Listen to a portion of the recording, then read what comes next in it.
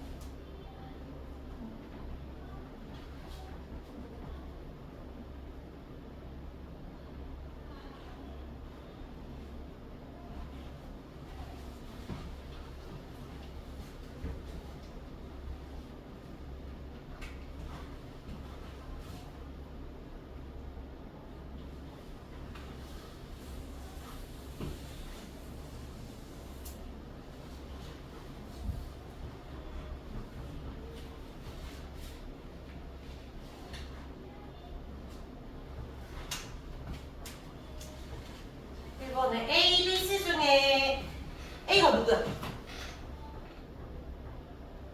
A 효소잖아. B가 기질이고 그래서 얘가 효기복이지.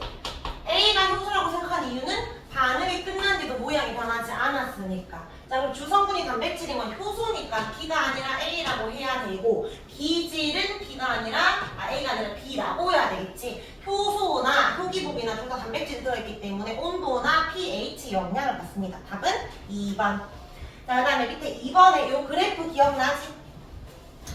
에너지 그래프 오른쪽 갈 때 활성화 에너지가 지금 E1과 E2가 있는데 언제 효소가 있는지를 물었거든. 하나는 효소가 있을 때는 없을 때. 우선 E2부터 먼저 보면 활성화 에너지가 만약에 여기다. 그럼 얘는 반응이 일어나기 위해서 필요한 최소한 에너지가 E2라는 거거든. E2보다 높은 반응물들은 넘어갈 수 있어. 이 반응을. 쌤이 이거 서울대가는 거라고 하면 예를 들어서 90.2 활성화 에너지 최소 기준이야. 90점 이상의 점수를 가진 애들은 넘어갈 수 있다는 거지. 근데 효소가 들어가면 이런 언덕을 좀 낮춰준다. 최소 기준을 80점만 맞춰도 된다는 거야. 그러면 80에서 90인 애들도 같이 넘어갈 수 있게 되겠지? 반응할 수 있는 분자 수가 더 많아지니까 속도가 빨라지는 거야. 즉 E2는 효소가 없을 때고 A가 E1 지점이 효소가 있을 때겠지.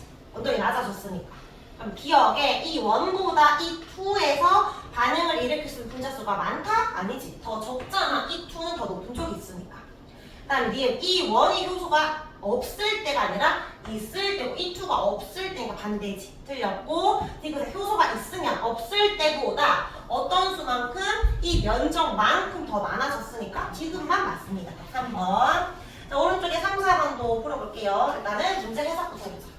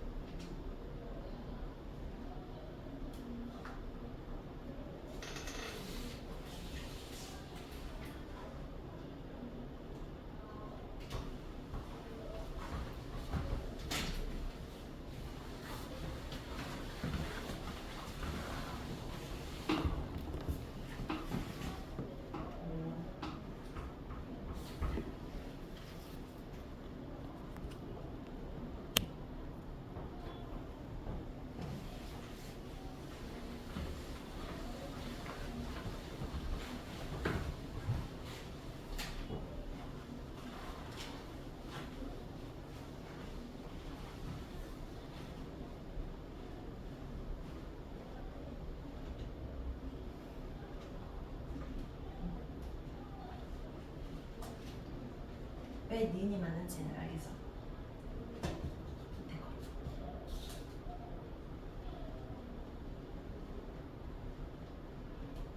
기억 이것이 틀려서 니은이라고 체크한 거 아니지? 니은이 맞는 이유를 알고 니은 체크한 거야? 아니면 헷갈려?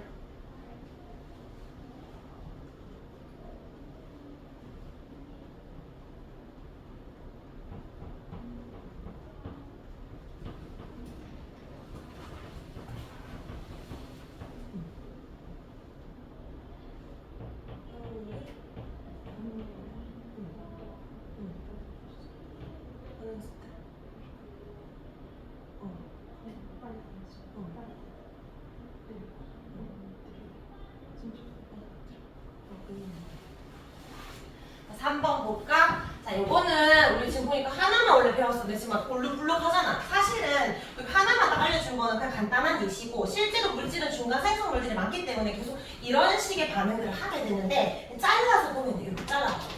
X에서 Y를 거쳐서 Z가 될 때 먼저 X에서 Y를 보면 얘는 에너지 크게 커졌지? 흡열 반응입니다. 만약에 활성화 에너지가 효소가 없었다면 높은 언덕까지고 효소가 있었다면 낮은 언덕까지라고 보면 되겠지? 자, 그 다음에 Y에서 Z로 할 때도 효소 B의 도움으로 넘어가는데 이번에 에너지가 작아졌기 때문에 활성화 에너지 물은 늘 반응물에서 시작해야 돼. 여기서. 효소가 없으면 높은 언덕이고 효소가 있으면 낮은 언덕. 이런 식으로 활성화 에너지를 찾아주면 됩니다. 자, 그럼 기억에 효소 A의 기질은 반응물이잖아. A의 반응물은 그 전에 있는 거니까 X라고 해야 되고 그 다음에 A랑 B 모두 있다면 효소가 있다면 이랬으니까 낮은 언덕 찾으면 되지? 그때 활성화 에너지는 XY랑 YZ 중에 이 XY가 절대값이 더 크지? 그러니까 더 크다가 맞는 말이고 디귿에 X에서 Y 반응에서 반응열 물었거든? 반응열 물었으니까 이런 거는 뭐가 있을 때보다 크다 무조건 다 틀린 말이지. 언제나 일정한 값이기 때문에 답은 2번이 됩니다. 자, 그 다음에 4번 볼게요. 자, 가 그래프를 좀 잘 해석해야 되는데 가는 우선 농도 그래프야. 생성물의 농도 그래프. 근데 시간이 지날 때 A도 증가하고 있고 B도 증가하고 있지만 B는 아주 천천히 증가하는 반면에 A는 빠르게 증가하니까 반응 잘하고 있는 건 A거든. 그래서 A가 효소가 있을 때고 B가 효소가 없을 때라고 해석해주면 돼. 자, 그럼 기억에 A는 X가 없을 때다라고 했으니까 틀렸고, 자, 니은 T1 요 지점에서 반응물의 농도는 B가 높냐고 물었는데 요 그래프 생성물이지. 반응물을 유추할 수 있잖아. 이게 생성물이니까 생성물이 빠르게 생겼다라는 건 그만큼 반응물은 빠르게 감소했을 거니까 이런 식으로 생각할 수 있겠지. 이게 A 그래프라면 B는 아주 천천히 생기고 있으니까 아직까지 반응물로 존재하고 있다는 거잖아. 반응물에서 생성물이 되는 거니까 얘는 천천히 감소하는 중이겠지. B-는. 그래서 반응물 기준으로 보면 T1 시점에서 아직은 이 생성물로 별로 안 나온 애가 반응물 많이 있다라고 생각해야 되니까 반응물 농도는 B가 높다가 맞는 말이 됩니다. 이은 맞고 디귿 나에서 X의 농도가 증가하면 효소 농도가 증가하면 얘가 더 내려가는 구간이 된다? 그런 의미가 아니라고 했지. 그래서 이거 아니라고 써요. 계속 내려가는 게 아니라 답은 2번이 됩니다. 우리 효소는 조금 헷갈리는 것들이 많은데 쌤이 일단 몇 개만 좀 갖고 왔고 다음에 좀 더 풀어봅시다. 우선 책 81쪽을 펴서 우리 지난 시간에 조금 덜 나갔던 거 마무리하고 그 다음에 유전자도 조금 나갈게요. 지금 학교에서는 생물 어디 하고 있어? 단백질, 핵산, 이제가 그거 하고 있어? 그러면? 세포 들어갔어? 그러면? 나는 분류가 앞에 있어. 선생님 2분 들어오시는데 한 분은 공유결합 화학결합 거의 다 끝났네? 한 분은? 분은 어? 원 물리하고 있어? 저희도 이제 좀 찍었어. 원자가 전자? 루이스 정도. 루이스 전자 잠시 그러니까 공유결합 이제 시작했다고? 이제 시작해서 끝났어. 거의 끝났어. 물리는? 물리 다 끝나가? 물리 파트 다 끝나가? 지구과학도 너희 다 했잖아. 생물 들어가겠네. 근데 생물 자체를 아무것도 안 했지? 너희 학교 그 선생님 2분 둘 다 그 전공이 생물 아니지? 한 분은 뭐야? 지구과학 선생님. 한 분은? 몰라? 알 수 없어? 누구지 몰라? 지구과학 쌤 나이 많아? 그런 건 아니고? 근데 그래서 지구과학을 중간고사 때 미리 다 나갔구나. 약간 경일고 뭔가 거기도 지금 그 뭐지 통합과 학생이 2분인데 한 명은 화학생이고 한 명한테 그 쌤인데 이게 물화생지가 다 있으니까 최대한 한 명은 화학이고 한 명은 예를 들어 지구과학이잖아. 생물을 아무도 안 하고 그 거지 준비도 안 돼 있고 하니까 미루는 거야. 그래서 그냥 화학 몰빵 이거 몰빵 약간 경일도 그렇게 했다고 하셨었거든. 그래서 지금 일단은 마지막에 자기들이 뭐 가려고 해가지고 뭐 담당하겠다 이랬다고 하는데 정확히 글을 쓸 일 없을 것 같은데 생물을 아예 안 나가네? 그러면 그 쌤이 둘 다 생물 하실 거 아니야. 지금 생물만 엄청 많이 남았으니까. 알겠어. 일단은 자 채워보자. 81쪽에 우리 카탈리스 아까 쌤이 과산화수소 분해하는 효소라고 했는데 한 번 더 적어줄까? 과산화수소는 물과 산소로 분해됩니다. 긴 갈고는 반응식 한번 써보면 되고요. 화학 반응식. 자, 시험관에 3% 과산화수소를 넣습니다. 희석 있는 거 5ml씩 넣어두고 요 A, B, C에 똑같이 넣어줄 건데 여기에 얘가 오랜 시간이 지나도 분해가 안 된다고 했잖아. 그래서 이 효소를 넣으면 정말 분해되는지 확인하고 싶은데 이 카탈레이스가 혈액에만 있는 게 아니라 모든 생물을 다 가지고 있거든. 대부분의 생물들은 식물도 있어, 당근도 있어, 다 있는데 자, 특히 어디 많냐면 동물의 간, 심장 말고 간, 그 다음에 감자에 많아. 그래서 카탈리스 따로 빼내는 게 아니라 그냥 간을 넣을 거야. 감자를 넣을 거야. 그럼 어차피 그 안에 얘가 있을 거니까 빠르게 분해시킬 거고 우리 눈에 산소가 보일 거거든. 그래서 이 A, B, C에다가 똑같이 과산화수소 넣은 다음에 A는 그대로 뒀어. 아무것도 넣지 위한 거라고 보면 되겠죠? 그러니까 대조군이라고 하면 B에는 생간, C는 감자조각 넣었으니까 얘들이 실험군이야. 자, 요때 A는 우리 눈에 아무런 관찰이 없겠지. 굉장히 오래 걸리기 때문에 기포가 없다면 B랑 C는 감자랑 생간을 넣었더니 기포가 발생하는 것을 볼 수 있어. 아, 그 말은 생간과 감자 안에 카탈레이스가 있구나 라고 우리가 유추할 수가 있고, 자, 그 다음에 두 번째, 이 기포가 뭔지 확인하기 위해서 여기 향포를 넣었어. 향을 넣었더니 불씨가 잘 타네? 알 수 있는 거? 산소가 들어있구나. 이 기포는 산소구나를 알 수 있어. 자, 그리고 나서 모든 반응이 끝났거든? 기포 발생이 끝난 다음에 다시 이 반응물, 과산화수소를 넣었더니 또다시 기포가 발생해. 그 말은 간과 감자 쪽으로 계속 넣지 않아도 재사용이 되구나를 확인할 수 있는 거예요. 자, 방금 쌤이 설명했는 거 정리해볼게. 자, 1번 시험관 A는 기포가 안 보이지만 2번 BC만 보인다라는 건 간과 감자에 카탈레이스의 촉매작용이 있었기 때문에 분해가 되었다라는 거고, 이 꺼져가는 불씨를 넣었을 때 잘 타오른다가 산소 확인 방법이지, 이 기포는 산소구나를 확인할 수 있고, 그 다음에 반응이 끝났는데 다시 반응물을 넣어도 또 반응할 수 있는 효소는 재사용이 가능합니다. 근데 이때 간을 우리가 순대 먹을 때처럼 익힌 간을 쓰면 될까? 안 될까? 왜 안 될까?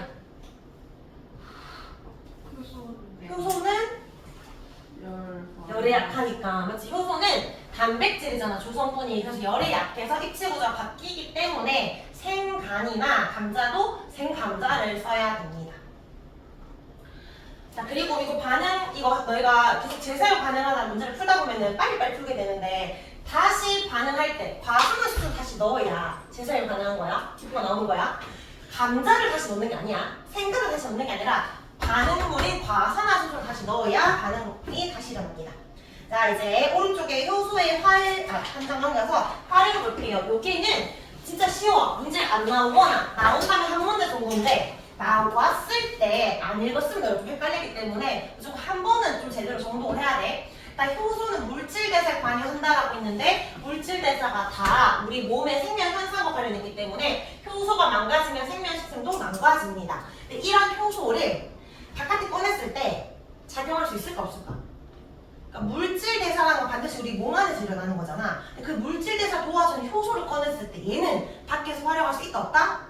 있더라. 그래서 효소는 생명체 밖에서도 작용이 가능하기 때문에 다양한 분야에 활용되는데, 좀 문제가 식품 분야에서 주로 많이 나오니까 식품 위주로 볼게요. 발효식품 들어본 적 있죠? 우리 김치 같은 거 다 발효잖아? 미생물 넣은 거야. 미생물 안에 있는 효소의 작용으로 이제 이게 발효가 되는 건데, 빵 같은 경우에는 항상 빵 반죽에 이스트를 넣거든? 그래서 이게 부풀어지는 건데, 그때 그 이스트가 효모야. 근데 애들 한 번씩 효모랑 효소로 먹어달라 이렇게 묻더라고. 이름이 비슷해서. 근데 효모는 곰팡이 같은 거야. 균류. 그러니까 얘는 생물이야, 생물. 단세포 생물. 생명체고 미생물이고, 효소는 뭐야? 단백질이지. 얘는 생명체가 아니잖아. 맞지? 효모 속에 효소가 있는 거야. 이름이 비슷한 이유는 우리가 처음으로 효소를 발견한 게 효모에서 발견했거든. 그래서 이름이 좀 비슷할 뿐인 거야. 자, 어쨌든 빵? 그러면 효소 관련된 거다 라고 찾아주면 되고, 그 다음에 고기 영역제. 그러니까 왜 우리가 고기 같은 거 막 불고기 같은 거 할 때 재운다고 하잖아. 과일 같은 거 넣어서 키위 갈아서 파인애플 갈아서 이 속에 단백질을 분해시켜준 효소가 있어서 좀 부드러워져. 그래서 재우는 거. 이것도 효소 활용하는 거. 그 다음에 식혜 문제가 한 번씩 나오는데, 너희 식혜 어떻게 만드는지 알아? 밥을 해, 일단. 혹시 집에서 만든 거 본 적 없어? 밥을 한 다음에 물을 넣어. 따뜻한 물을 넣고 엿기름을 넣어. 그리고 한 하루 놔두잖아? 그러면 얘들이 분해가 돼 있어, 엿당으로. 근데 우리가 그 탄수화물에서 녹말은 다 남기잖아. 얘는 단맛이 없어. 근데 얘를 분해하면 뭐가 돼? 엿당이 되지. 엿당부터는 단맛이 있어. 더 분해하면 뭐가 돼? 포도당이 되잖아. 포도당도 단맛이 있어. 둘 다 물에 녹게 된단 말이야. 그러니까 밥을 엿당으로 만들면 달달해지거든. 그래서 엿기름을 넣어서 분해시키는 거야. 근데 우리도 왜 밥 먹을 때 맨밥만 먹어봐봐. 처음에 안 달거든? 근데 먹다 보면 침 속에도 아밀레이스가 있잖아? 이 녹말을 분해시키면 엿당이 바뀔 거라고. 밥이 좀 달달하게 느껴질 거야. 그래서 여기 엿기름 속에 아밀레이스가 있기 때문에 이 효소 작용으로 얘가 바뀐 거지. 근데 만약에 진짜 급하면 우리도 막 침을 뱉어가지고 할 수도 있겠지만 침 속에 여러 가지 바이러스나 세균들이 많으니까 그렇고 좀 아밀레스나 다른 함유된 엽기를 넣은 거지. 근데 이게 계속 놔두면 계속 분해가 되니까 효소 일부러 변성시킨 거야. 팔팔팔 끓여. 더 이상 분해되지 말라고 몇 당 만들어놨으면 그리고 차갑게 만들어서 먹는 게 식혜야. 근데 이 식혜를 계속 끓이잖아? 물을 날리잖아? 뭐가 될까? 엿이 돼. 엿. 끈적끈적한. 그러니까 그걸 말하는 겁니다. 어쨌든 이것도 효소 관련된 거. 자, 그다음 의약품에서 소화제는 소화효소가 들어간 건데 항생제 너희 먹어본 적 있지? 우리나라 많이 먹잖아. 근데 이게 세균 죽이는 건데 얘가 뭐냐면 세균은 세포벽이 있거든. 동물은 없어. 우리는 없어. 그러니까 세포벽을 합성할 때 합성 효소가 필요한데 이 효소에 대한 저해제를 먹는 거야 우리가. 이걸 먹잖아? 그러면 세포벽이 합성이 안 되겠지? 근데 우리는 세포벽이 없어서 상관이 없는데 세균은 본인이 만들어질 수가 없잖아. 그러니까 죽는 거지. 이런 식으로 저해제 같은 걸 쓰기도 합니다. 나머지 한번 읽어보면 되는데 이거 읽잖아? 이거 소질적으로 관련 예시 나왔어. 이거 어떤 분야야? 라고 했을 때 너희가 좀 못 찾는 경우도 있으니까 어떤 분야인지 그런 거 한 번만 좀 정독해주면 돼. 뭐 혈당 측정기 이런 거라든지 그리고 이런 것도 많이 헷갈려 하는데 뭐 키위집과 파인애플집에 뭐 녹말 분해 효소가 있다 이렇게 물어. 근데 이런 것도 약간 상식이 없으면 좀 헷갈려요. 고기니까 단백질 분해 효소야. 그러니까 때 같은 게 단백질 분해 효소인지 지방 분해 효소인지 그런 것들 좀 짜잘한 것들을 좀 한 번씩 동그라미 치면서 효소치액은 탄수화물 분해 효소 이런 것들 한번 읽어보면 됩니다. 근데 학교 교과서 학습지에 있는 거 위주로 외워주면 된다. 자, 효소는 기본적으로 내고 끝났고 이제 심화 과정으로 한 번 더 정리하고 마무리할 겁니다. 84쪽. 아마 정하는 나올 거예요, 여기가. 우리 그 물질 대사에서 반드시 필요한 애가 누구지? 효소. 효소가 들어가면 뭐를 낮춰준다? 활성화? 에너지를 낮춰준다. 활성화 에너지가 낮아지면 뭐가 빨라진다? 반응 속도가 증가한다. 그러니까 속도가 증가하는 요인이 활성화 에너지 낮추는 것만 있다 이랬나요? 그게 아니라 했지? 아까 요 에너지 그래프 있었잖아. 요 에너지 그래프에서 이렇게 활성화 에너지가 이렇게 있으면 효소가 들어가면 얘를 낮춰주잖아. 낮추니까 더 많은 애들이 넘어가고 속도 빨라진다 했는데 더 많은 애들이 넘어갈 때 꼭 이 기준 낮추지 않아도 서울대 더 많이 갈 수 있는 거 어떤 거 있었지? 다 같이? 공부 열심히 해서 4일 평균 하면 된다 했잖아. 그러니까 에너지를 다 같이 늘린다라는 건 얘들 입장에서는 열 에너지가 증가하는 거니까 내가 얘들을 발열시키면 돼. 굉장히 뜨겁게 만들면 돼. 온도를 높이는 것도 하나의 방법이고 아니면 우리 학교 학생들을 전교생을 두세 배 늘리는 거야. 그러면 아무래도 넘어갈 애들이 더 많아지겠지. 그러니까 반응물, 다른 말로 두 글자. 기질. 기질의 농도를 증가시켜주면 속도가 빨라집니다. 지금 쌤이 하고 싶은 건 뭐냐면 그래프가 우리 에너지 그래프 봤지? 자, 그 다음에 농도 그래프 봤어요. 농도 증가하는 거 이거 반응물 아니 생성물 감소하는 거 뭐 반응물 이런 거 봤었잖아. 근데 오늘 속도 그래프 볼 거야. 속도 그래프 언제 반응 속도가 빨라지는지 이 요인을 볼 건데 요 세 가지 중에서 제일 중요한 건 기질의 농도야. 그래서 기질의 농도에 따른 속도 그래프가 제일 중요하고요. 얘는 안 나오고 효소도 있어야 얘를 낮추니까 속도가 빨라질 거 아니야. 근데 우리가 효소의 주 성분이 뭐라고 했지? 단백질. 근데 단백질은 뭐에 약하다? 열에 약하다. 즉 온도가 너무 높아지면 망가져. 또 산성이 여기 손대면 망가지잖아. 그리고 pH라고 해. 이건 우리 나중에 그 산연기할 때 배울 거거든. 수소 이온 농도 치수라고 하는데 그냥 지금은 산성도라고 생각하면 됩니다. 이 뭐지? 여기 식초를 뿌린다든지 세제를 뿌리면 얘들이 또 변성될 수 있다는 거야. 어쨌든 얘들이 가해지면 효소가 망가질 거니까 얘가 안 낮아지면 속도도 내려갈 수 있잖아. 그래서 얘들의 영향도 받아. 근데 요 1번은 그냥 가볍게 보면 되고 요 3번을 좀 잘 보면 돼. 언제 속도가 변하는지 요 1번, 3번을 좀 볼게요. 자, 1번은 온도랑 pH는 방금 말했어. 주성분이 단백질이라서 특정 온도나 pH가 벗어나게 되면 입체 구조가 바뀌니까 표기물이 안 만들어져서 활성 에너지가 안 낮아지니까 반응 안 일어납니다. 그래서 일반적으로 온도가 적당히 올라갈 때는 속도가 잘 일어나니까 빨라지겠지만 특정 온도 이상이 되면 뜨거워지니까 여기서 효소가 변성이 돼. 망가진다고. 그래서 급격히 감소해. 반응을 못한다는 거야. 변성이 된다는 건 다시 돌아갈 수도 없다는 거야. 우리가 다시 돌아가는 걸 역반응이라고 하거든. 역반응이 가능한 걸 가역반응이라고 해. 이건 불가능하니까 비가역적이다. 다시 돌아갈 수가 없다는 말이야. 혹시 중학교 2학년 때 공부 잘했어? 중2 때 광합성 공부했던 거 기억나? 광합성에서 언제 광합성이 잘 되는지 모를 때 빛의 세기가 있고 이산화탄소의 농도가 있고 온도가 있었는데 그때 너희가 중2 때 배우는 게 빛의 세기도 빛이 세지면 세질수록 광합성 잘 되지만 더 이상 증가하지 못하는 구간이 있고 이산화탄소도 증가하다 더 이상 증가하지 못하는 구간이 있고 근데 온도만 너희가 이렇게 공부했었단 말이야. 그때도 감소한다 이렇게. 근데 이게 이거랑 같은 맥락이야. 광합성뿐만 아니라 모든 물질 대사는 효소와 관여하기 때문에 이런 양상이 됩니다. 근데 봐봐 여기 오른쪽 보면 무기촉매랑 효소의 차이 똑같이 과산화 수소를 분해하지만 카탈레이스는 효소니까 갑자기 급격히 감소하는 양상이 보였는데 이산화망간은 똑같이 과산화 수소를 분해하지만 얘는 효소가 아니야. 그냥 화합물이야. 무기촉매야. 얘는 그냥 뜨거우면 뜨거울수록 반응을 굉장히 잘하기 때문에 얘는 쭉 증가해. 그러니까 이렇게 내려가는 이유는 효소, 단백질이 나서 그렇습니다. 자, 근데 이때 조심해야 되는 건 보통 37도가 나오니까 항상 효소는 37도 이상이 되면 결성된다고 생각하는데 생명체마다 다 달라. 그래서 본인들이 좋아하는 최적의 온도가 따로 있습니다. 밑에 보면 그냥 이건 이해만 하면 돼. 북극새우 추운 곳에 살잖아. 화산지대에 사는 미생물 뜨거운 곳에 살지. 얘들은 그 온도에 맞춰져 있기 때문에 각자 4도씨에서 제일 빠르고 95도씨에 제일 빨라. 자기들이 제일 좋아하는 온도는 따로 정해져 있고 그 온도가 벗어나면 그때 변성이 되는 겁니다.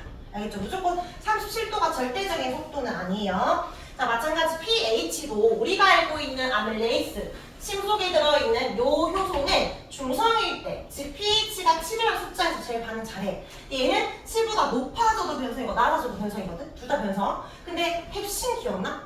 우리 위에서 단백질 분할 효소거든? 얘는 산성이거든. 그래서 오히려 pH 산성일 때 반응 제일 잘하고 산성이 아니라 올라가 버리면 오히려 망가져. 그러니까 효소들마다 좋아하는 pH가 따로 있다. 그래서 각자 자기들이 좋아하는 온도랑 pH가 정해져 있다. 그때부터 빠르다. 그게 답니다.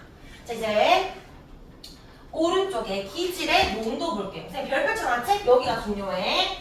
기질의 농도, 즉 반응물의 농도를 말하는 건데 반응물의 농도는 일단 전제 조건. 효소의 농도가 일정할 때 이야기할 수 있어. 효소의 농도가 일정하다면 반응물의 양이 증가하잖아? 반응 속도가 증가해. 근데 더 이상 증가하지 못하고 일정해지는 구간이 생겨. 똑같지?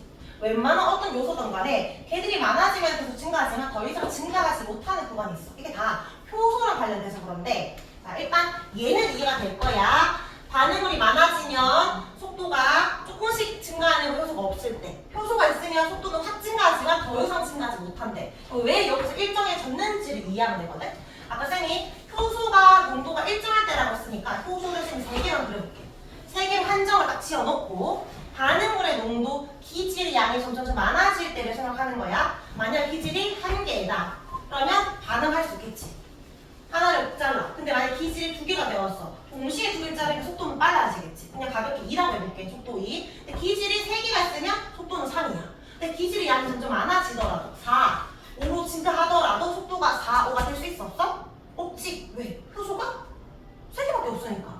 즉 모든 효소가 반응에 관여하고 있으니까 더 이상 효소가 얘를 자를 수가 없단 말이야. 물론 이거 반응 끝나도 자르겠지. 근데 최대 속도가 3에서 유지가 돼. 그러면 모든 효소는 그 기질과 결합을 하고 있기 때문에 이걸 포화 상태에 이르렀다라고 해.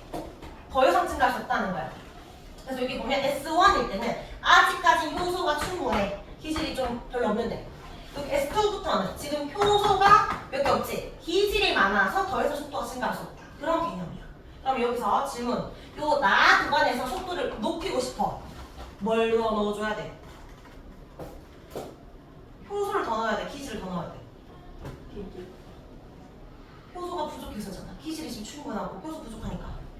아, 그거. 효소를 더 넣어줘야 되고 요 가 구간에서 속도를 올리고 싶으면 이때는 기질이 부족한 거잖아. 효소가 더 남아있고. 그러니까 기질을 더 넣어주면 속도가 증가한다. 이렇게 말할 수 있어요. 자, 요거 숫자로 좀 적어볼게. 반응물이 1개 있고, 여기 2개 있고, 3개 있고, 4개 있다라고 해볼게. 이게 지금 기질이잖아. 반응물 농도. 효소가 만약에 3개밖에 없어. 3, 3, 3, 3이야. 자, 그러면 이때 최대 속도는 얼마냐? 1개, 2개, 3개. 더 이상 증가할 수 없다.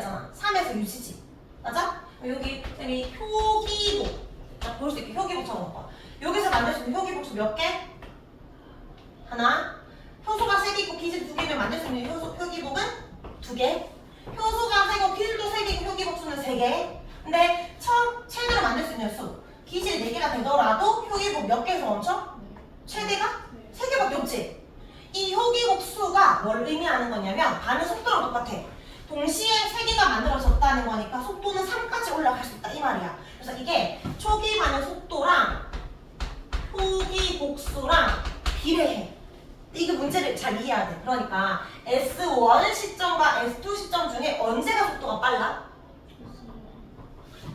지난 시간 우리 농도 그래프 봤지? 농도 그래프는 얼마나 빠르게 증가하는지 기울기로 보는 거겠지만 이거 무슨 그래프야?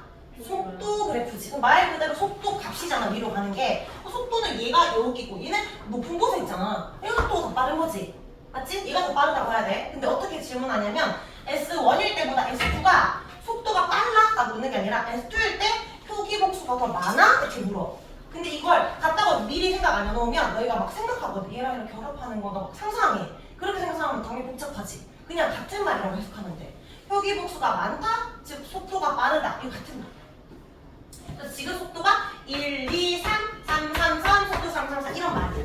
자, 근데 여기서 쌤이 효소를 망가뜨렸어. 저해제 같은 거 넣어서. 3이 아니라 2가 되었어. 그럼 최대 속도 얼마에서 멈춰? 최대 속도는 2, 2니까 표기복은 1, 2, 2, 2가 되겠지. 그러면 이 값이 어디로 가야 돼? 위로 가? 아래로 가? 아래로 가겠지.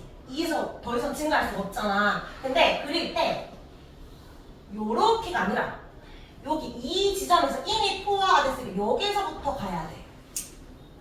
그러니까 포화된 지점이 길이가 요 구간이 어떻게 된다? 더 짧아진다라고 해석해야 됩니다. 그렇죠? 포화된 구간의 길이는 짧아지게 됩니다. 효소수가 줄면 효소수가 많아지면 당연히 더 뒤로 가게 됩니다. 자, 방금 쌤이 여기서 좀 중요하게 말한 건 얘거든? 얘를 꼭 기억해야 돼요. 여기 밑에 표기복수가 많을수록 반응 속도가 빠르다.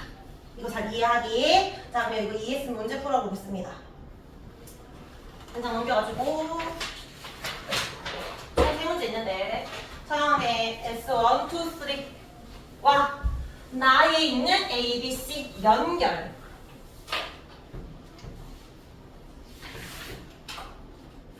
S1은 수민아 아직까지는 기질이 별로 없기 때문에 누구랑 연결해야 되지? C. S2가 딱 떨어진 지점이니까 A, S3는 이제 기질이 더 많은 상태니까 B가 됩니다. 자, 이번에 기질의 농도가 S3일 때 기질을 추가하면 어떻게 될까? 3번 S3일 때 효소를 추가하면 어떻게 될까? 물었어. 요 S3는 지금 기질은 충분한 상황이잖아. 효소가 부족한 상황이지. 그럼 뭐를 넣어야 속도가 빨라져?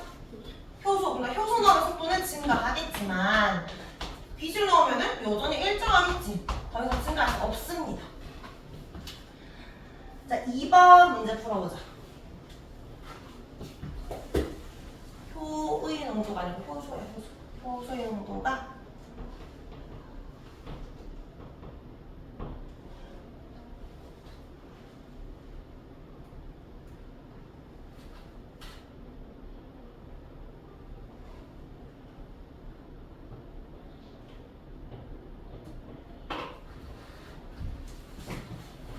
못 적었어?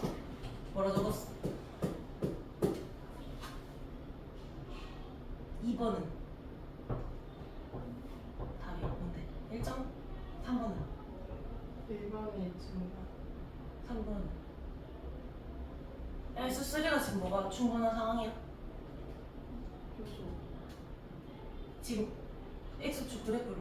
기질의 농도잖아. 효소가 일정할 때 기질량이 점점 많아지고 있는 거지. 효소는 딱 정해져 있고. 그러니까 지금 기질만 충분하지. 효소 부족하지. 그러니까 뭘 넣어줘야 돼? 효소 넣어야 속도 빠르겠지. 반대지. 3번이 증가, 2번이 일정. 응? 반대 아니야? 네? 반대 아니야?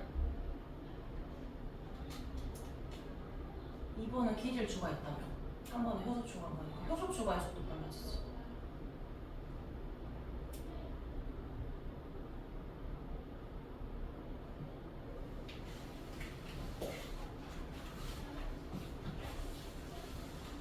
자, 효소의 양이 A일 때랑 2A일 때랑 반응물의 농도가 S1일 때 단위 시간당 생성되는 효기국의 양. 근데 굉장히 좀 복잡해 보이지만 결국 쌤 이걸 뭐라고 해석하랬지?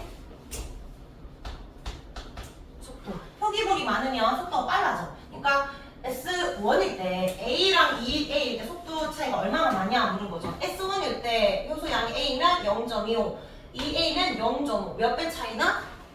2배. 그러니까 A일 때보다 2A일 때 2배 더 많은 거지. 효기국 양이. 그 다음에 2번. 농도가 S2일 때. S2는 언제야? 포화 상태를 말하고 있지? 포화일 때 반응물과 결합하지 않은 효소의 양이 같은지 다른지 물어보거든. S2는 어떤 상태라고? 포화 상태라고. 무슨 말이야? 포화라는 건 모든 효소가 기주가 결합했다. 그림으로 기준이 남는다. 이런 말이잖아. 그러면 결합하지 않은 효소가 있어 없어? 그러면 있어 없어? 없어요. 효소가 만약 세 개라고 예시를 들었잖아. 세 개인데 여기도 기질이 세 개야. 기질이 4개, 5개 늘어나더라도 효소를 더 이상 결합할 수가 없어. 물론 만나고 다시 새로 하겠지만 초기를 지금 말하는 거죠. 초기. 그러니까 딱 3개, 6개 딱 대로 다 됐다고. 모든 애들과 결합하고 있다고. 결합하지 않은 효소는 없다고. 그럼 둘 다 같이 어떻게 같은데? 둘 다 0으로 같은 거지. 그런 효소는 없다. 다음에 3번. 효소의 농도가 A일 때랑 2A일 때 활성 에너지 같아 달라? O, U, 같다 다르다? 같다. 속도가 빨라지는 거지. 활성 에너지가 더 낮아서 속도가 빨라지는 게 아니지? 속도가 빨라지고 다른 이유겠지 뭐 빨리 생각하면 돼. 효소 양 때문에 그런 거지 활성 에너지 때문이 아니라서 같다. 얘는 변하지 않는 일정한 값입니다. 자, 이제 마지막 그래프. 항상 이 그래프 나올 때 뭐부터 봐? 세로축부터 보세요. 세로축. 무슨 그래프인지. 이제 속도 그래프 아니야. 농도 그래프야. 농도.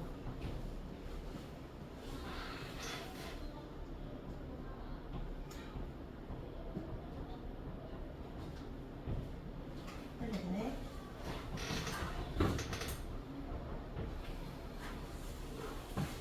수민, 기억과 니은 중에 언제가 효소가 있을 때야? 기억. 응, 빠르게 만들어졌잖아. 그럼 얘가 효소가 있을 때, 얘는 효소가 없을 때입니다. 기억은 S가 있을 때가 맞죠? 자, 근데 여기에서 그 디귿부터 니은 볼게요. T1일 때 활성 에너지로서 기억이 니은보다 높다. 맞나요? 언제나 그냥 같은 값이라 했으면 틀렸고. 자, 디귿을 봐봐. 효소 기질 복합체의 농도는 T1일 때가 높냐 물었는데 이거 뭘 묻는 거라고? 효기복은? 속도. 속도는 여기 T1 지점이 여기지 T2일 때 여기지 언제가 더 빨라? 이게 속도 그래프였으면 이 값이 높은 얘가 빠른 거지만 이거 무슨 그래프? 농도 그래프. 농도는 어떻게 보는 거라 했지? 기울기로 보는 거라고 했지. 얼마나 빠르게 만들어지는지. 그러면 누가 더 빠른 거야? T1일 때가 높은 거지. 이거 맞는 말이지. 그러니까 농도인지 속도인지 잘 봐야 돼. 얘는 농도가 더 이상 증가하지 않지. 이거 어떤 의미라고 했어? 시간이 지나도 양이 증가하지 않는다는 건 반응이 종료되었다라는 그런 의미잖아. 근데 아까 우리 속도 그래프는 더 이상 속도가 증가하는 거지, 증가하지 않는 거지. 얘가 반응이 종료되었냐고 물으면 얘는 반응 중이야. 속도 값이 최대 값이잖아. 더 이상 증가하지 않았다는 거지. 최대 속도 유지 중이지. 그러니까 얘는 종료가 아니야. 반응 중, 얘는 반응 종료. 그러니까 두 개를 구분할 수 있어야 한다. 자, 다 했어요. 자, 뒤로 쭉쭉 넘겨서 페이지 101쪽에 46번.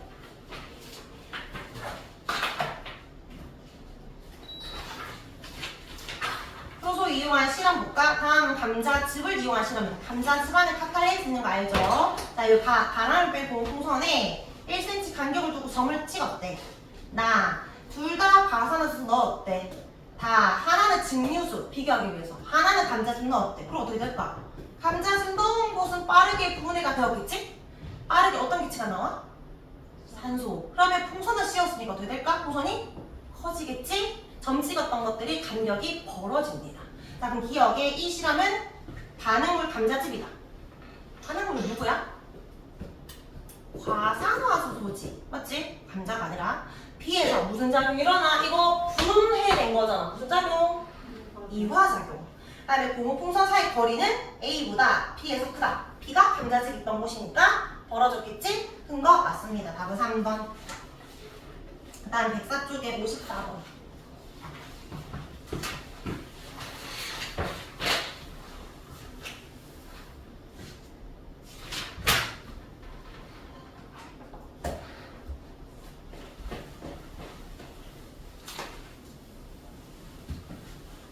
효소랑 관련 없는 거 몇 번? 5번. 그냥 단순히 산소 공급한 거니까. 우리 숙제에서 여기 106조까지 해서 오면 되는데 둘 다 뭐 100조까지 안 했으니까 100일은 지울게. 그냥 106조까지입니다. 알겠죠? 106조까지. 끝까지. 이 책은 끝난 거야. 네. 어차피 다음 주에 예진쌤 아직 이책 덜 끝났다고 하니까 들고 와야 되니까 됐고. 쌤은 오늘 셋책 아까 나눠줬죠? 너희한테 있어요.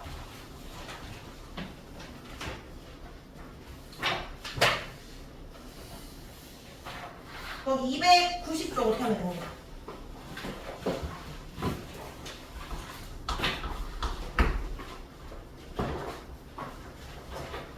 290쪽. 지금 15분 남았는데 15분만 다 설명해야 되는데? 하나씩 먹으면서 담을 깨보자. 너희가 지금 제일 두꺼워. 쌤이 지금 시험 대비 교수잖아. 쌤거 화생만 있는 거거든?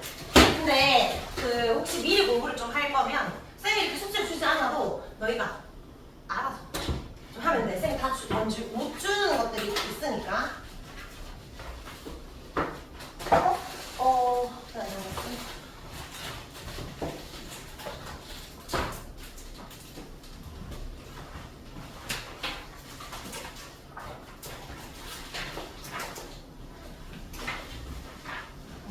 자, 우리 요 파트가 생명실험 파트가 소단원이 3개가 있거든.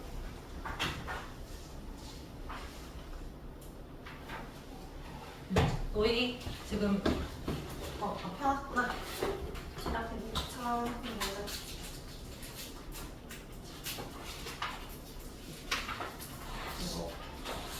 너희 시험 뭐냐?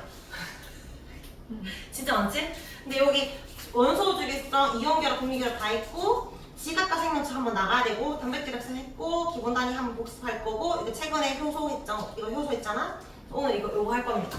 정보의 흐름. 근데 이거는 양이 많아서 오늘 조금 해놔야 다음 시간에 다 할 수 있어서 최대한 오늘 조금 먼저 끄적여 볼 건데 생명 시스템에서 첫 번째가 세포 파트고 두 번째가 효소 파트고 세 번째가 요 유전자 파트입니다. 유전자 파트. 그래서 여기에 정보의 흐름이라는 이 정보는 무슨 정보? 유전 정보. 그럼 유전 정보를 가지고 있는 애가 누구야? 유전 물질? 유전 물질. 그럼 뭐라고 해? 두 글자로? 핵산. DNA나 RNA 같은 걸 말해. 그러니까 이거 우리 2단원 있는 거거든? 다시 나옵니다. 근데 어차피 너희는 뭐 다시 나오는 게 아니라 그것도 공부하고 이것도 공부해야 되는 거고 다른 학교 애들은 중간고사 쳤던 건데 까먹으면 안 되고 다시 치자 이런 거거든. 여기 앞에서 배웠던 핵산의 구조를 기억하고 있어야 이 내용을 잘 설명할 수 있어. 다시 한 번 더 정리해볼까? 빈칸 쳐보자. DNA랑 RNA 차이. DNA는 무슨 가닥? 이중 나선 가닥 구조인데 보통 가닥 생략하고 이중 나선 구조라고 하고 RNA는 한 가닥만 있잖아. 이런 걸 단일 가닥 구조라고 하죠. 그 다음에 RNA는 단위 뭐였지? 라이보스였다면 DNA는 앞에 뭐 붙었지? 디옥시 라이보스였죠. 리보스는 이게 바뀌었으니까. 그 다음에 염기의 종류. DNA는 염기가 R인, A, 구안인, G, 사이토신, C라고 하고 하나 더 있었잖아. 뭐 있었죠? T 있었지. T를 뭐라 불렀지? 타이민. 근데 RNA는 아데닌, A, 구안인, G, 사이토신, C가 있는데 하나 더 있지. T에 대신 뭐가 있지? U가 있고 얘 이름은 유라실입니다. 유라실. 그러니까 요 파트에서 사실 당은 잘 안 붙지만 연계는 어차피 알고 있어야 되고 어차피 너희 다 공부해야 되잖아. 이게 DNA 기본 단위가 요렇게 생긴 애지. 얘가 인산, 당, 연기. 근데 이 애들이 모여가지고 이렇게 사실 되는데 요 당이 라이보스로 이루어져 있으면 RNA, 디옥시라이보스로 이루어져 있으면 DNA. 근데 연기가 1대1대 대응할 때 A가 올 수도 있고 G가 올 수도 있지만 DNA는 T가 온다면 RNA는 요 자리에 T가 없고 U가 올 수 있다. 그런 말이었어요. 그 다음에 DNA의 기능은 뭐다? 정보를 저장한다면 RNA는 정보를 전달합니다. 자, 근데 그때 쌤이 유전 정보를 어디에 저장한다라고 했는지 혹시 기억나? 어디다가? 염기 서열. 서열에다가.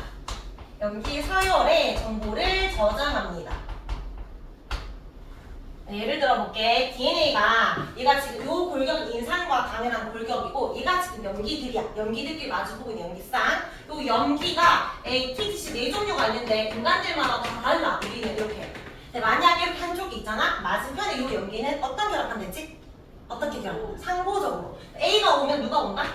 T. 그 말은 T가 오면 A. T가 왔으니까 A. 그다음 G가 오면 C. C가 오면 G. 이런 식으로 짝꿍이 정해져 있어. 이걸 상보적 결합을 하거든. 근데 우리가 이 4종류밖에 없지만 다 다르게 생기는 거는 이 서열이 다 다르다는 거잖아. 근데 이 DNA가 굉장히 긴데 이 안에 우리의 모든 형질을 담고 있어야 돼. 예를 들어서 여기서부터 여기까지는 내 눈동자 색깔을 결정하는 정보면 여기서부터 여기까지는 내 손톱 모양, 여기서는 내 성격, 뭐 여러 가지를 결정하는 정보가 있어야 되겠지? 이때 여기에 눈동자 색깔을 결정하는 정보에서 갈색의 정보가 있었어. 근데 만약에 T랑 A 같이 바뀌어 자리가 A, T로. 이거 갈색 만들 수 있어? 없어? 없다는 거지. 자, 쌤이 그때 이거를 D역, 이거를 U, CU를 하면 이거 구의 정보지만 A랑 T가 바뀌면 숫이 돼버리잖아. 완전 다른 정보라고. 이 서열에 따라 정보가 저장되어 있다. 그런 의미로 해석하면 됩니다. 자, 이거 핵선할 때 했던 내용이었고, 자, 이제 두 번째 유전자와 단백질의 관계를 볼 건데, 자, 뭐부터 구분해야 되냐면 여기에 염색체, DNA, 유전자가 어떻게 다른지 구분해야 돼. 자, 일단 세포부터 시작합니다. 세포 중심에는 핵이 있죠. 핵 속 유전 물질이 있는데 자세히 현미경 들여다보면 염색체가 보여. 사람은 염색체 몇 개 있어? 까먹었어? 46개야. 몇 쌍이라는 거야?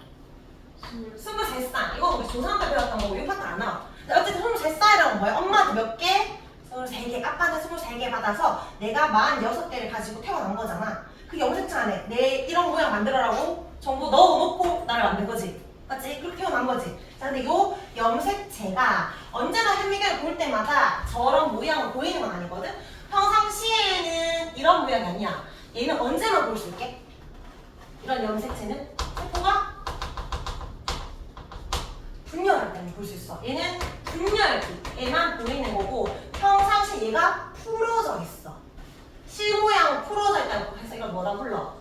염색사라고 불러. 평상시 그런 세포 분열을 준비하는 시기를 단기라고 하는데 어쨌든 시기에 따라 내가 현미경 봤을 때 이렇게 보일 수도 있고 이렇게 보일 수도 있어. 근데 얘가 준비가 다 돼서 얘가 될 때는 이 DNA 값이 2배가 돼야 되겠지? 세포가 2개가 돼야 되니까 얘를 복제를 해. 근데 뜨기 편하게 이거를 응축한 거야. 바로 뜨더라고. 방추사에 여기 실이 달리면 뜯으면 됩니다. 그러면 이거 나중에 뜯긴 건 다시 풀어지는 거지. 어쨌든 모양이 다르고 DNA 양이 다르고 시기에 따라서 이름을 다르게 부르지만 그냥 같은 거라 생각하면 돼. 같은 유전 물질이야. 근데 처음에는 이 실 자체가 곧 염색사라고 생각했는데 자세히 보면 이게 굉장히 굵은 실이거든? 이 굵은 실을 자세히 들여다보니까 얇은 실이 있어. 확대해서 보니까 그 안에 그리고 알갱이들도 존재해. 이걸 또 구분해야 돼. 자, 요 실을 뭐라 부른다? DNA라 부르고 이 알갱이를 뭐라 부른다? 모르면 단백질인데 이 단백질 이름이 히스톤 단백질이야. 얘들로 이루어져 있고 사실 이렇게 떨어져 있는 건 아니고 히스톤 단백질 8개가 있고 거기에 2바퀴 반씩 감겨져서 손뭉치처럼 보입니다. 자, 얘들을 합쳐서 부르는 용어가 또 따로 있어. 얘를 뭐라고 부르잖아 혹시? 뉴클레오 들일 것 같지만 아닐 것 같지? 또 손뭉치처럼 생겼잖아. 뉴클레오 좀이라고 해. 물론 이거는 SOM이니까 좀이라고 하거든. 뉴클리어 좀이라고 많이 읽어요. 어쨌든 이렇게 합쳐서 불러. 그래서 염색사의 기본 단위가 뭐야? 뉴클리어 솜이야. 뉴클리어 솜들로 이루어졌는데 얘들을 다시 뜯어보니까 단백질과 DNA는 둘 다 고분자 물질이거든. 단백질 기본 단위가 뭐지? 아미노산. DNA 기본 단위가 뭐야? 이게 뭔데? 얘가 인산, 항, 염기 이렇게 있잖아. 얘가 뉴클레오타이드잖아. 얘들 기본 단위 뉴클레오타이드야. 뉴클레오솜과 다른 겁니다. 알겠죠? 얘들도 기본 단위가 있고 이걸 합쳐서 염색사의 기본 단위가 된다. 자, 근데 이 둘 중에 진짜 유전 물질은 누구다? DNA가 진짜 유전 물질이잖아. 얘 왜 있다? 실이 너무 기니까 구조적으로 안정화 시켜주는 역할이지. 얘가 길면 두 바퀴 반씩 감아서 좀 짧아지게도 만들고 응집도 잘 되게 하는 겁니다. 어쨌든 얘가 유전 물질. 근데 이 가느다란 실 자체로 또 끝날 줄 알았는데 또 현미경이 발달해서 더 확장돼 보니까 어떻게 보이더라? 이 실이 이렇게 이중나선 구조로 보이더라.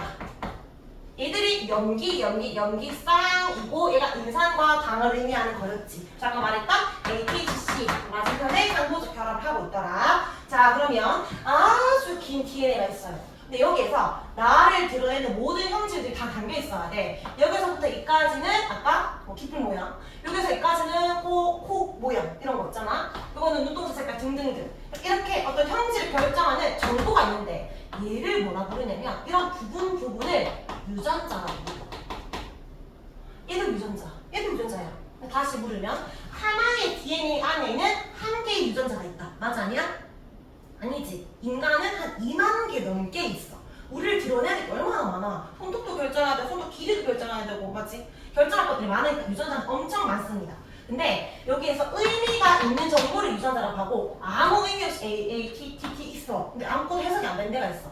그런 건 비유전자라고 해. 내가 노출됐을 때 내 정보를 바로 알려주기 싫으니까 좀 혼란을 주기 위해서. 자, 그럼 이제 이 염색체와 DNA와 유전자의 관계를 다시 정리를 하면 가장 큰 상위 개념이 염색체이고 염색체 안에 뭐가 있다? DNA가 있다. 누구와 함께? 이 수용 단백질과 함께. DNA 안에 뭐가 있는 거야? 그 안에 유전자가 있는 거야.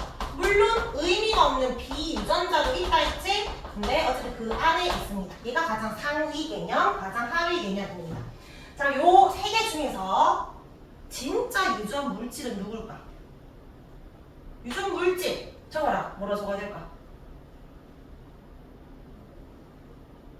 유전자는 특정 부분이고 DNA가 진짜 유전 물질이지. 맞지? 얘가 유전 물질인데 우리가 엄마 아빠는 딱 DNA만 받는 게 아니라 어떻게 받는다? DNA를 받고 싶어서 이게 단백질과 함께 뭉쳐진 상태에서 염색체 모양으로 받는 거지. 맞지? 그래서 전달받을 때는 염색체 형태로 전달받지만 진짜 그 속에 있는 유전 물질은 DNA가 됩니다. 자, 여기 그럼 첫 번째 1번에 뭐라 적어야 된다?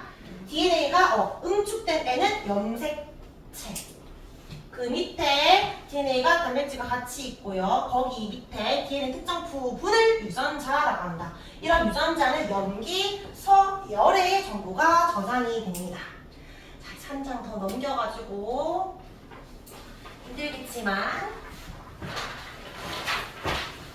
조금만 더 해보자.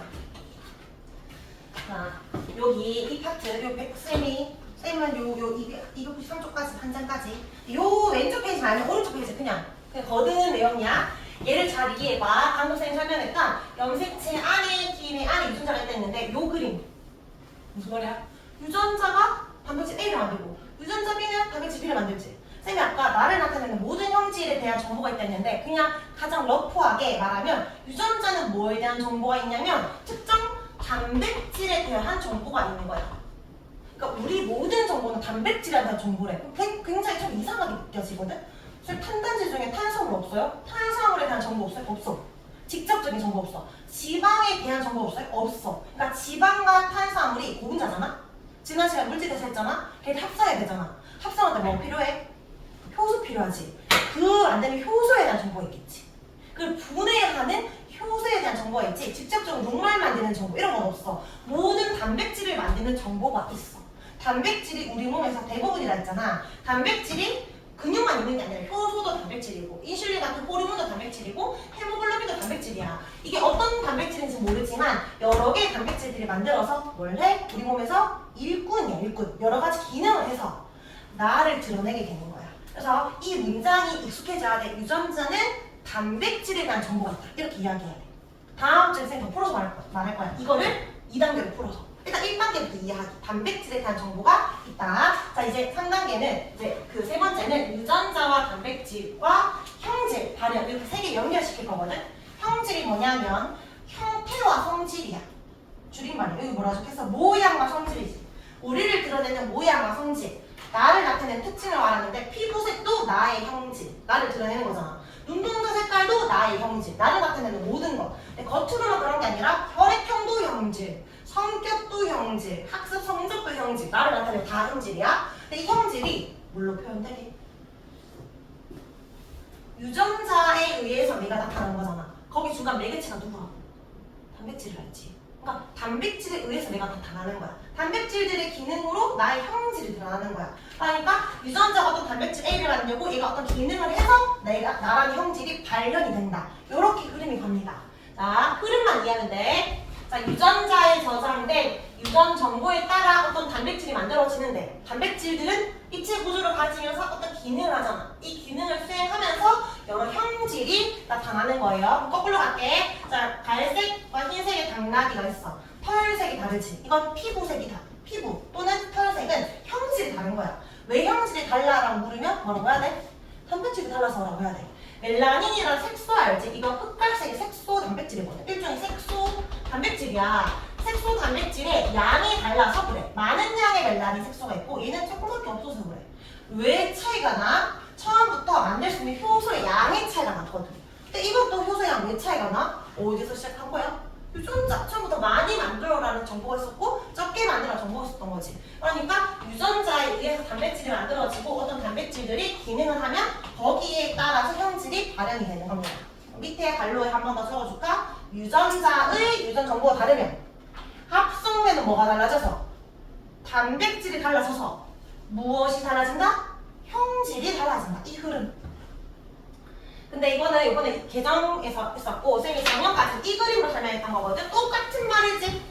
다른 거 하나도 없어. 그냥 갈색 눈동자랑 파란색 눈동자랑 다야. 사회들은 파란색 색소가 있는 게 아니라 멜라닌 색소가 별로 없어서 갈색 덮이지 않으니까 파랗게 드러날 뿐입니다. 자, 그러면 여기 밑에 OX 문제. 유전자는 멜라닌 색소를 합성하는 정보를 가지고 있다. OX. 이거 X야. 조심해야 돼. 뭐에 대한 정보를 갖고 있어? 얘에 대한 정보. 이거 뭔데? 효소잖아. 그러니까 멜라닌 색소를 합성하는 효소에 대한 정보가 있는 거지. 이 멜라닌 색소를 만드는 정보를 갖고 있는 게 아니야. 근데 쌤이 강조하니까 애들이 무조건 효소인 줄 알아. 근데 여기에 하필 단백질이 효소였을 뿐인 거고 여기에 바로 헤모글로빈이 만들어진 그림이 나왔어. 여기 헤모글로빈 생성 나왔어. 근데 또 너희 굳이 헤모글로빈을 합성하는 효소에 대한 정보가 이렇게 보이는 게 아니고 이 유전자가 어떤 정보를 보이는지 여기에서 해석하는 거야. 우연히 얘가 또 단백질이어서 헷갈렸던 것 뿐인 거고. 알겠지? 바로 뒤에서 보는 거예요. 그림 볼 때. 자, 그 다음에 요 밑에는 한번 이해만 하면 돼. 아까는 뭐 갈색, 흰색이 색소가 부족했다고 할 수 있는데 아니 이 유전자의 연기가 이런 식으로 있다가 하나 사라졌다. 그러면 유전자에 이상이 생겼으니까 얘가 안 만들어지겠지. 이 색소 못 만들겠지. 색소가 만들 수가 없으니까 전체적으로 하얗게 되는 거야. 이런 일종의 병이 되는 거지. 사람도 약간 허연 사람 있는 거 알지? 알비노증을 하거든? 색소를 못 만들어서 눈동자 색깔도 좀 허옇고 머리카락도 하얗고 털색도 하얀 사람. 근데 동물도 있잖아. 알비노증 같은 일종의 병이야. 근데 이게 다 유전병인 거지. 유전자에 이상이 생겨서 그렇다. 저당분의 효소 없으면 어떻게 될까? 유전자가 고장나면 분해 못하겠지. 우유 같은 거 먹을 때 늘 설사하는 효소가 없으니까. 근데 이거는 사실 선천적으로 나이가 들면 원래 없어져야 되는데 오히려 유럽에 워낙 우유를 많이 먹으니까 남아 있다고 하더라고요. 자, 다 했고 뒤에 이거 세 문제 하고 마치자. 이거 하고 마칠게. 자, 1번에 이중나선 구조고 유전 정보를 저장하는 물질 DNA. 자, 그 다음 DNA 특정 부분 유전자. 그 다음에 3번이 뭘까? 유전자에 저장된 유전 정보에 따라 합성되는 물질 이게 또 특정 기능을 한대. 또 이것 때문에 형질이 변했는데 이 중간 매개체는 뭐다? 단백질. 단백질을 만들고 단백질에 의해서 어떤 기능이 되고 단백질에 의해서 내가 나타나는 거야. 자, 기억의 디귿. 기억이 뭘까요?